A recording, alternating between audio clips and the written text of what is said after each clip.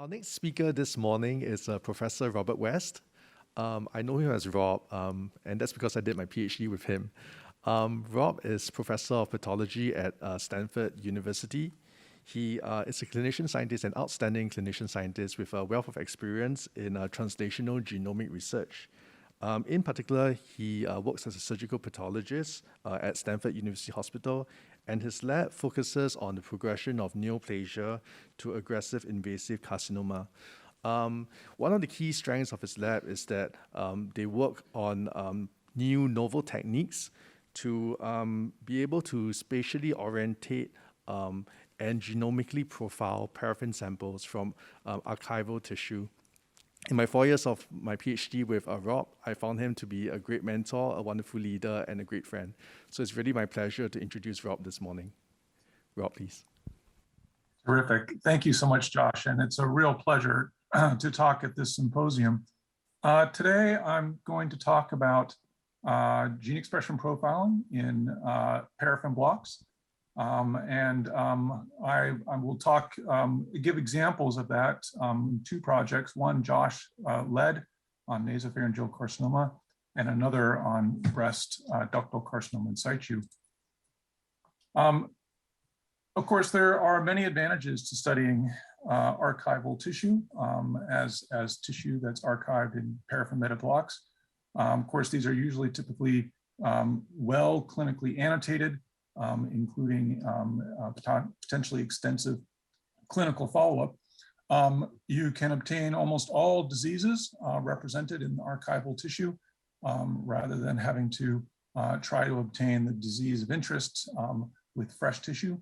And importantly, cellular relationships can be maintained, allowing us to do spatial research.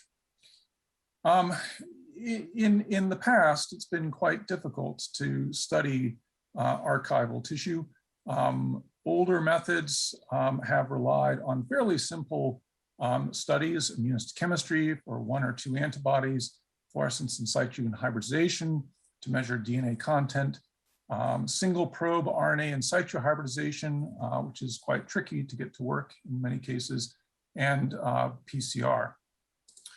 However, with the advent of the Human Genome Project in the 1990s and our awareness of the full number of genes and a variety of transcripts that the genome expresses, we obviously can do more now. Techniques developed shortly after that, like gene microarrays for RNA expression and DNA copy number variation, allowed us to interrogate tissues. However, they really had to be fresh or fresh frozen tissues.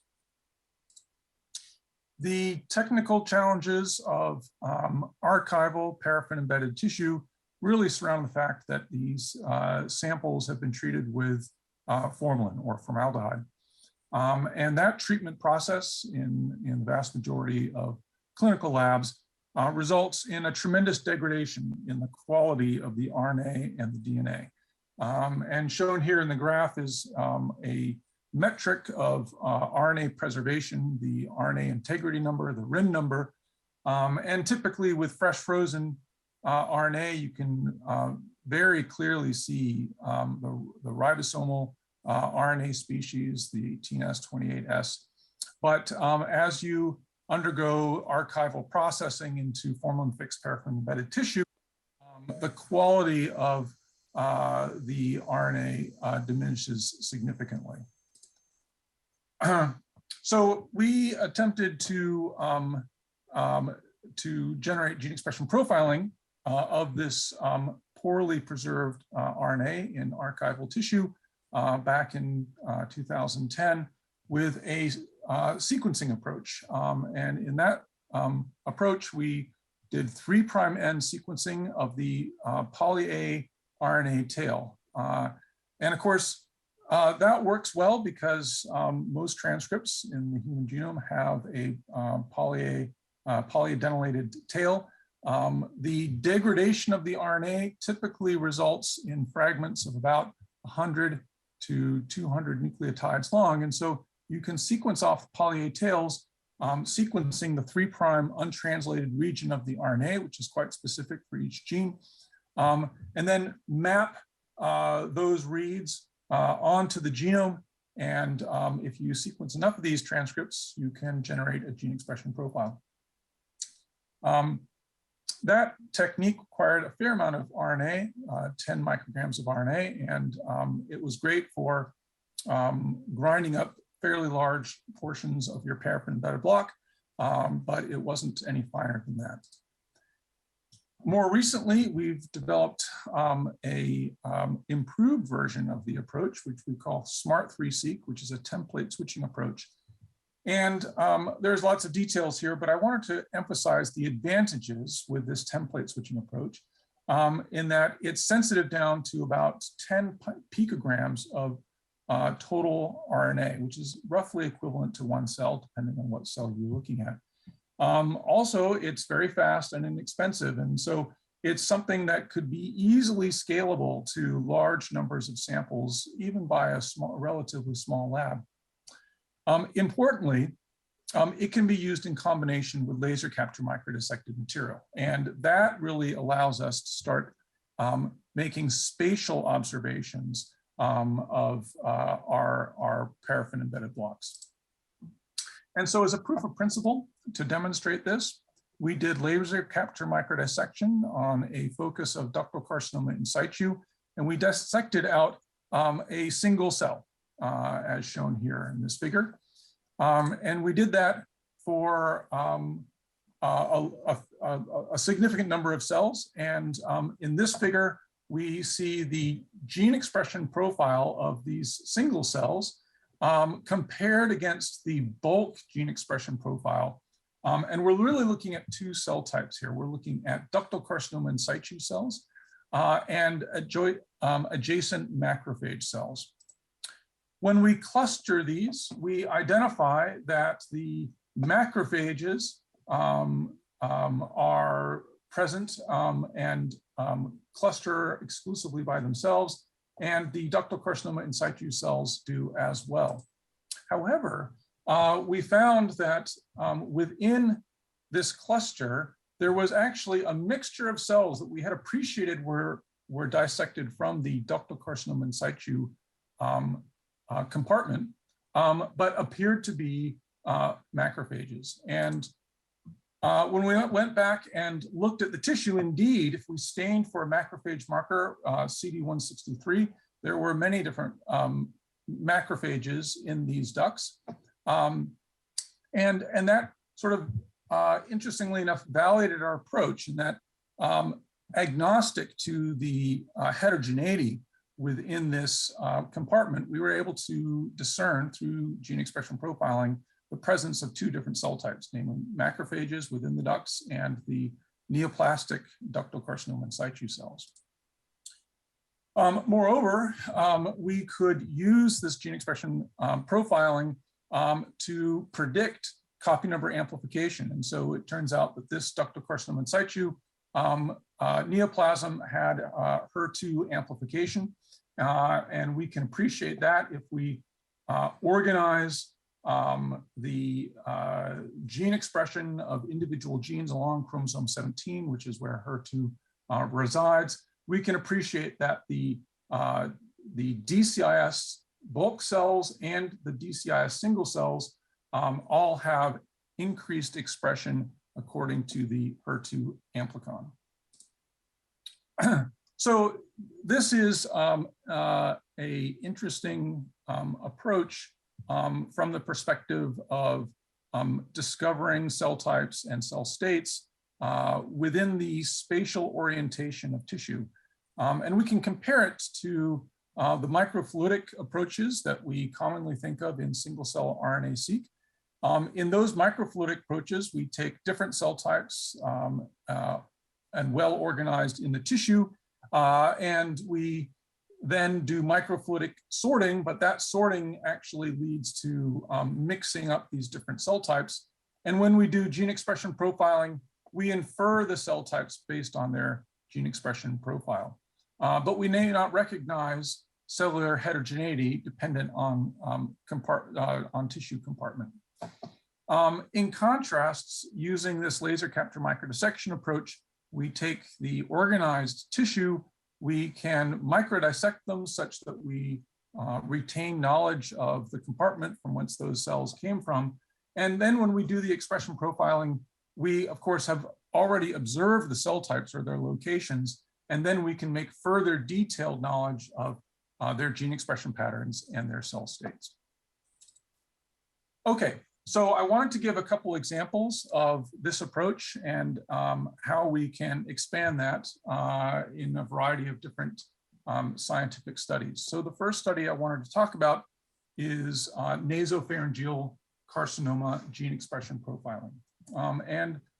Nasopharyngeal carcinoma, or NPC, is typically a mixture of malignant cells surrounded by a dense lymphocytic inflammation. And this creates a lot of problems for studying the genomics of these cancers, because the lymphoid material gets mixed in with the tumor cells. And so the typical signal that we achieve by doing, say, microarray gene expression profiling would be, by and large, the lymphoid signal. So using our microdissection SMART3-seq approach, we can generate compartment-specific gene expression profiling of MPC biopsies. And that's what I want to show you today. So this is a difficult figure to appreciate, but this is the uncover slipped tissue of an MPC biopsy where we're preparing to do laser capture microdissection.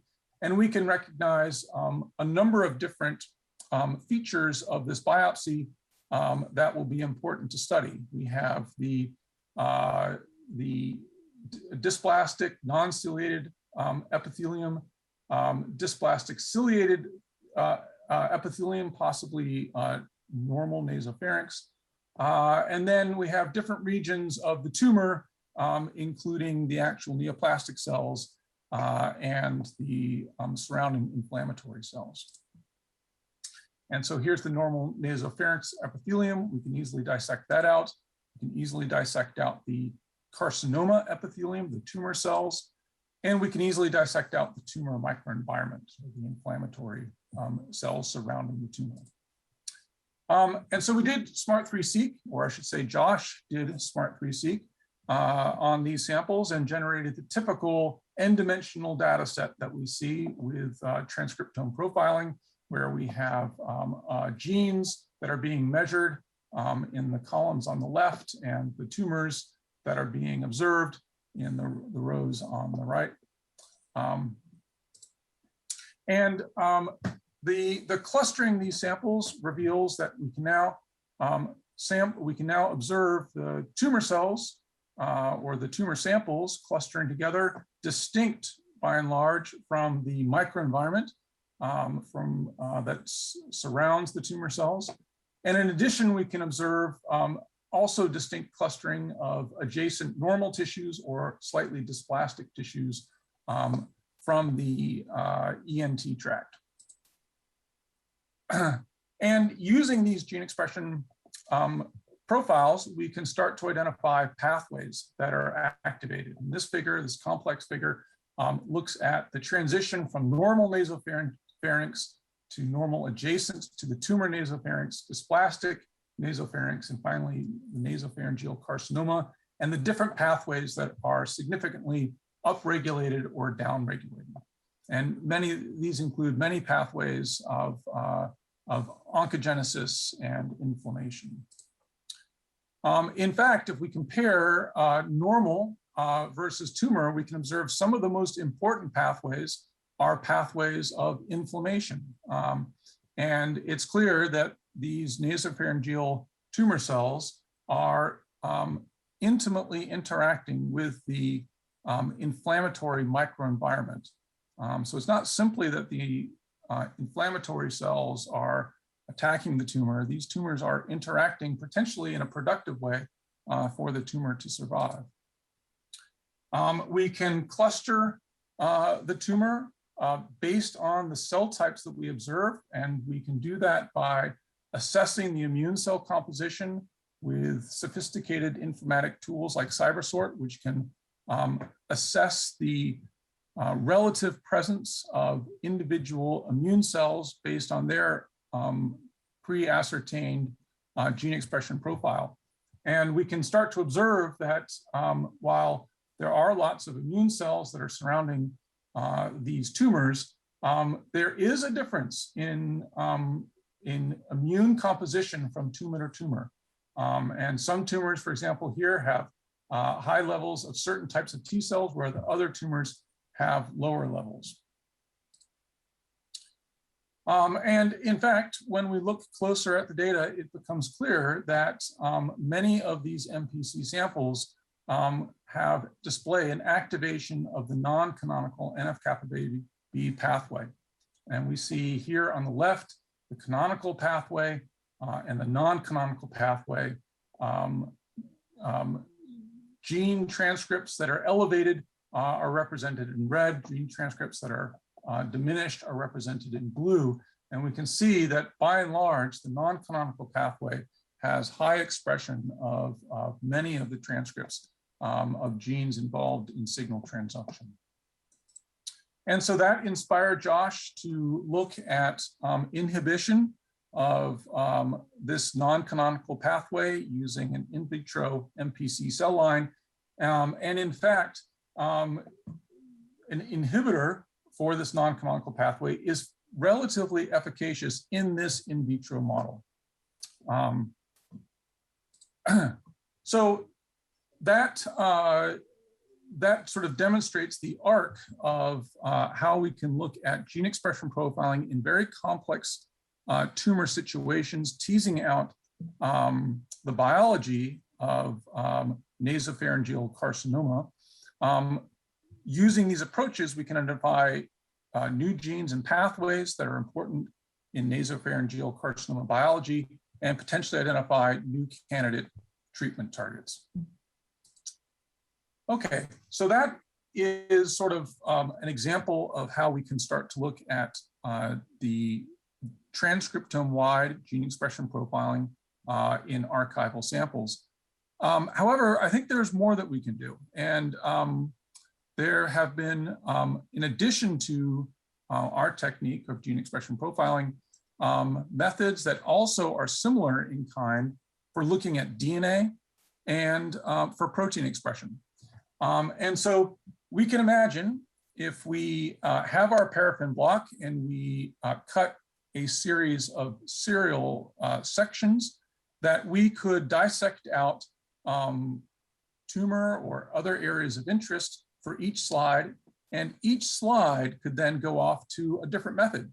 I've already shown you the SMART3-seq study with RNA gene expression profiling in NPC. We can also do, using roughly the same number of cells, we can do light-pass whole genome sequencing for copy number variation for DNA.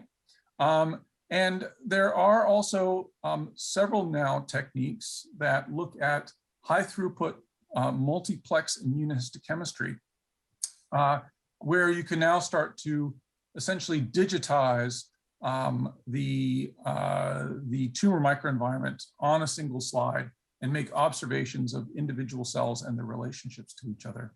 And so in concert, these three approaches could be very powerful in starting to understand in a holistic way the genomic and the cellular states of different pathologies.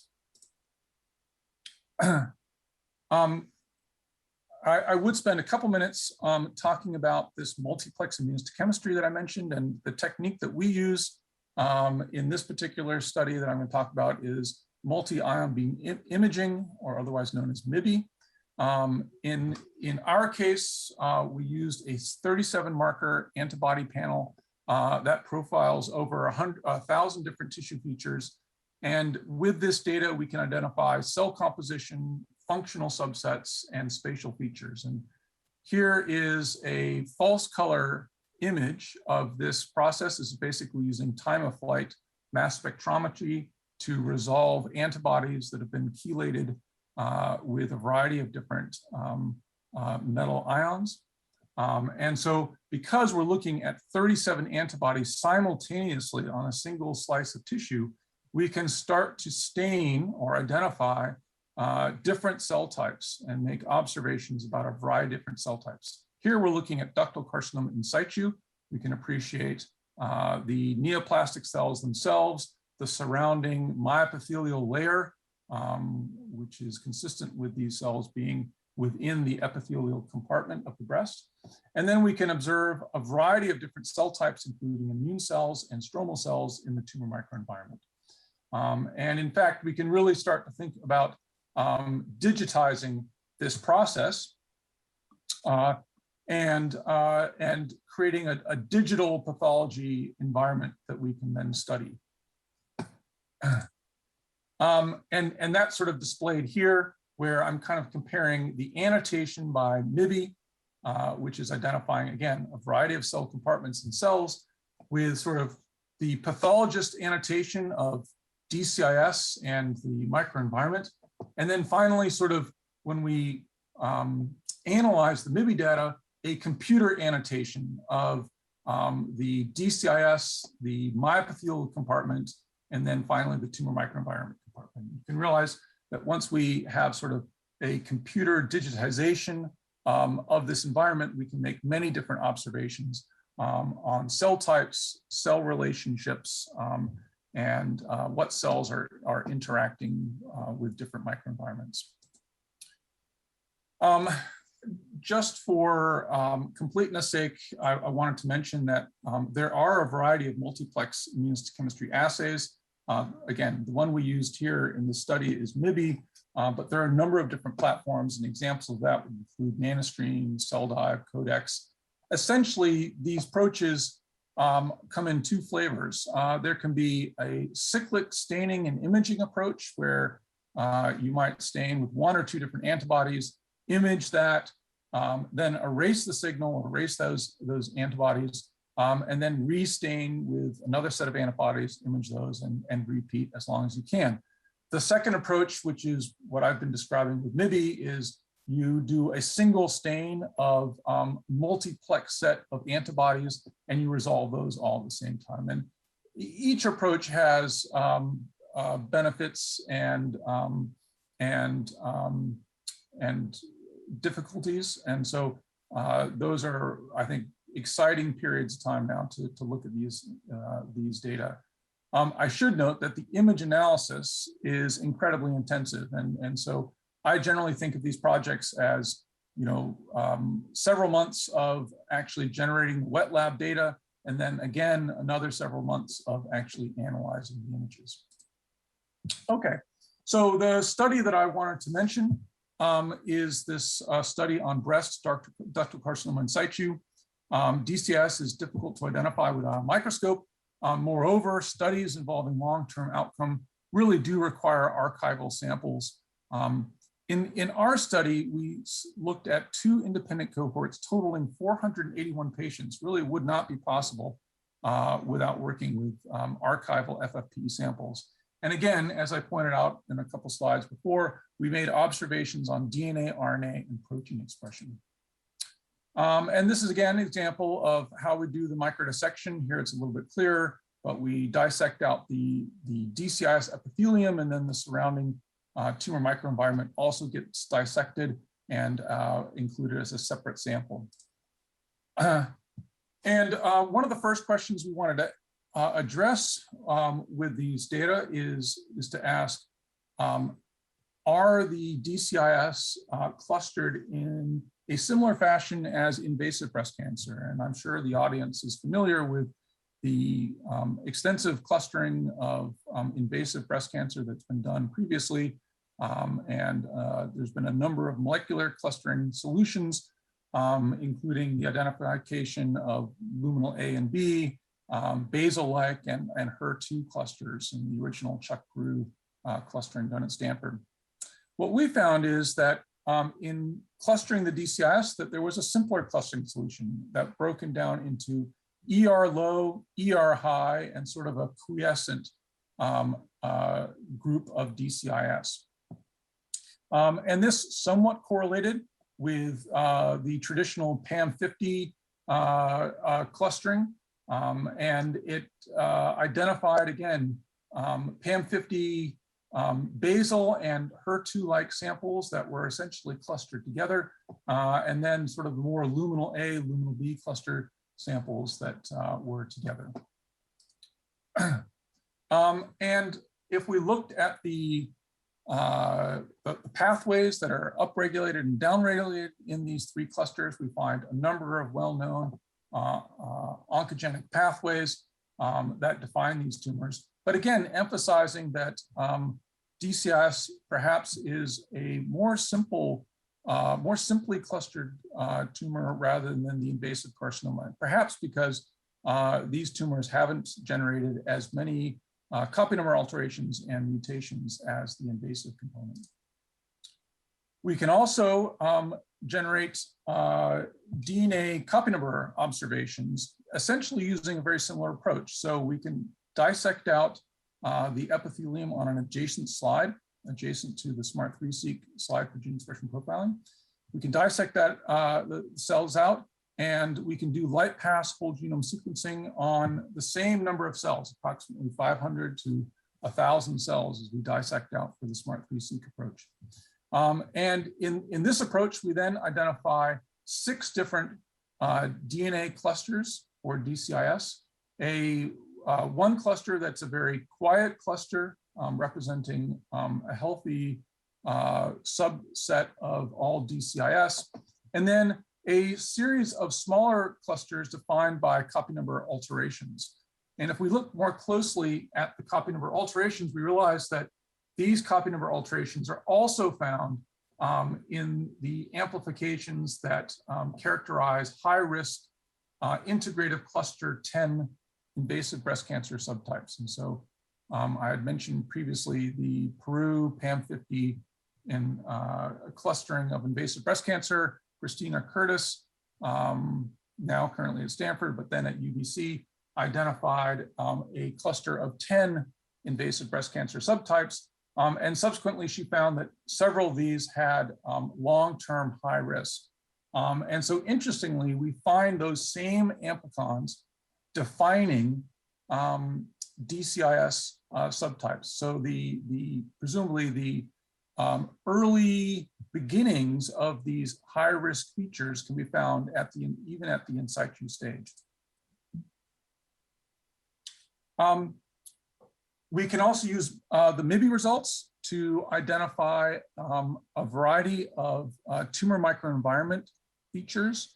And the MIBI results, in combination with the RNA-seq on the tumor microenvironment, identified 4 different types of stroma interacting with the DCIS. This normal-like cluster, collagen-rich cluster, desmoplastic cluster, and immune-dense cluster. And we can see essentially these 4 clusters also being identified in the RNA expression analysis of the tumor microenvironment that was dissected out around from the DCIS epithelium. And these clusters have their own pathways that are activated. Obviously, the immune-dense cluster has a huge immune response, but the collagen-rich and desmoplastic have specific signaling pathways related to stromal cells or fibroblasts, or the presence of specific types of immune cells.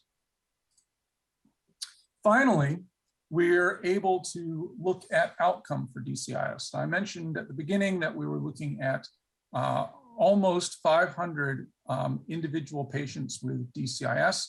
The outcome for these patients was a median of 8 years, and that enabled us to then look at which patients recurred either with invasive breast cancer or with in situ carcinoma in the same breast. And so using this approach, we're able to identify 4 different subgroups of outcome-related DCIS, 2 that had bad outcomes, 2 that had good outcomes. And these 2 bad outcome samples demonstrated increase in a number of different pathways, including mTOR, MYC targeting, inflammatory response, and metabolic pathways. So again, potentially targets for future research and intervention. And finally, I'd be remiss if I didn't mention the protein and MIB data. That was also very interesting. We analyzed that separately for outcome, and that demonstrated that there are many key features that are spatially oriented and related to the myepithelial compartment that predicted outcome in these DCIS. Okay, so the conclusions overall, I would say, is that choosing to work within FFPE space can be quite useful. While we have to acknowledge that the material is relatively inferior to fresh frozen or fresh specimens, it does enable us to study a variety of different parts of the pathologic process and to look at patients in a scale of hundreds rather than tens. And this enables us to make observations that connect molecular findings with patient states and outcomes, and essentially brings together pathologic, molecular, clinical, and even epidemiological ideas and expertise. And of course, these methods and results can be applied to other clinical archival samples. Okay, I'm done. I just wanted to acknowledge the many people that participated in these two studies. And of course, Josh Kay with you was extremely instrumental in driving the MPST study, but we had lots of help from other people, including collaborators at the National University of Singapore and at the University of Hong Kong. Likewise, the DCI study was the work of a tremendous collaboration. And I wanted to point out a number of trainees who were influential in driving that process, including Siri Strand, Lynn Rivero, Katie Houlihan, Jose Sione, and Tyler Ryson. Okay, thank you. And with that, I'm happy to take any questions. Thank you very much, Rob, for that fantastic talk, as always. It's good to see you in person, or rather through Zoom now. Great. Would you be able to speak to this audience as to what kind of quality of the paraffin block would be suitable, and in terms of the age of the paraffin block, what kind of samples are typically useful? Great question.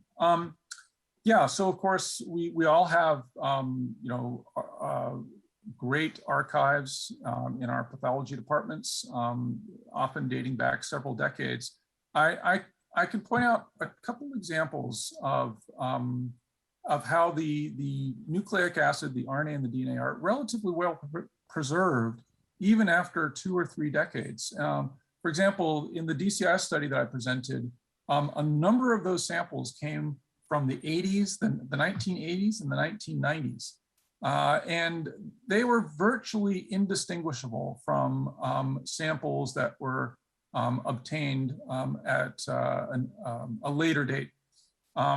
Also, too, I've been talking about working with paraffin blocks, but sometimes we just have slides that are left in the archival, in the archives of pathology departments, and we've been able actually to generate fairly good data based off of just loose slides hanging around for nasopharyngeal carcinoma. Now, I would say that it's nice to have paraffin block, and certainly some of these studies can't be done well without the paraffin block. An example of that is the MIB, which really requires a special type of slide, a gold-plated slide, to work. And also slides that are left out in the room, in the air, those can lead to, those can start to lose protein and degradation, things like that. Great, thanks. We have a question from Prof. Jimmy So. Yeah, Rob, thank you. Jimmy So from Singapore. My question is on the laser capture microdissections.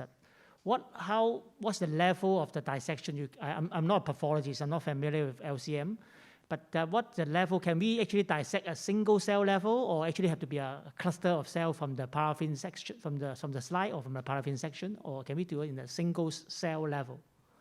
Yes, so yes, the first study that I presented with the sort of proof of principle, we did do single cell sequencing. Now, keep in mind that individual cells don't have a lot of RNA.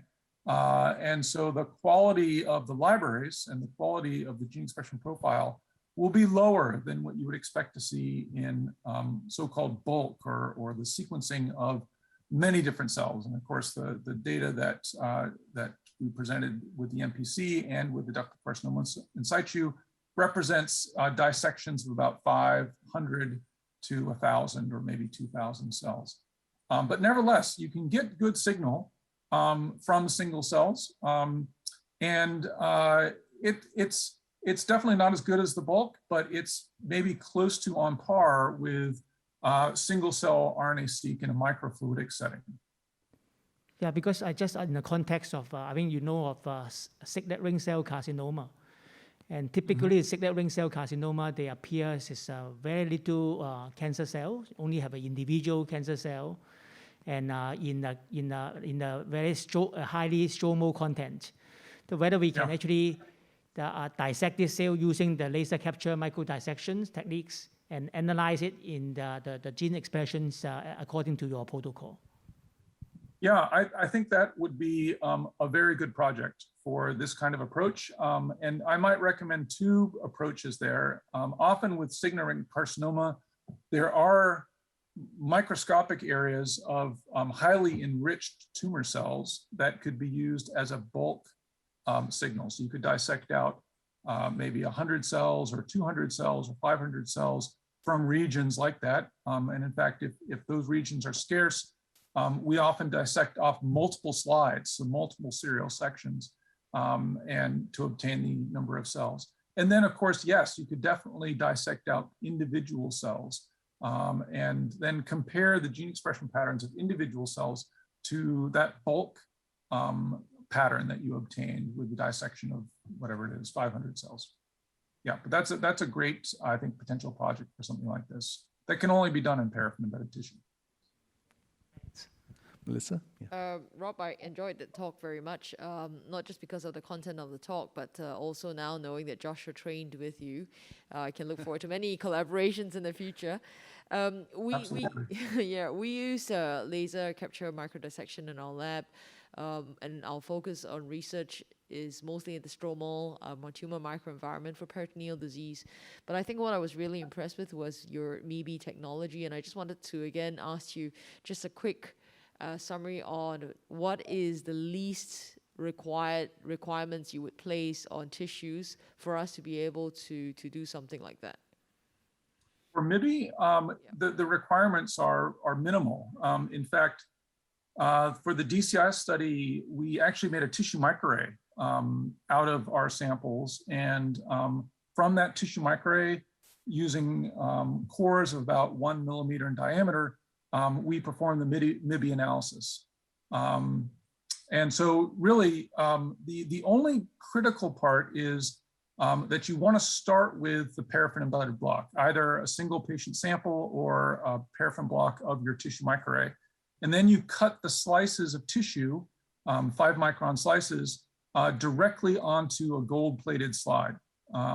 And that gold-plated aspect of the tissue improves the rasterization and the time of flight needed to resolve the metal ions that are conjugated to the antibodies. Cool, thank you. Thank you very much, Rob. Are there any additional questions from the floor? Okay. If not, thank you so much, Rob, for staying up to give this talk. We definitely hope to have you in person in Singapore sometime soon. Thank you very much. Fantastic. I'd love to come, and thank you so much for inviting me. Really a great pleasure. Yeah. Thank you.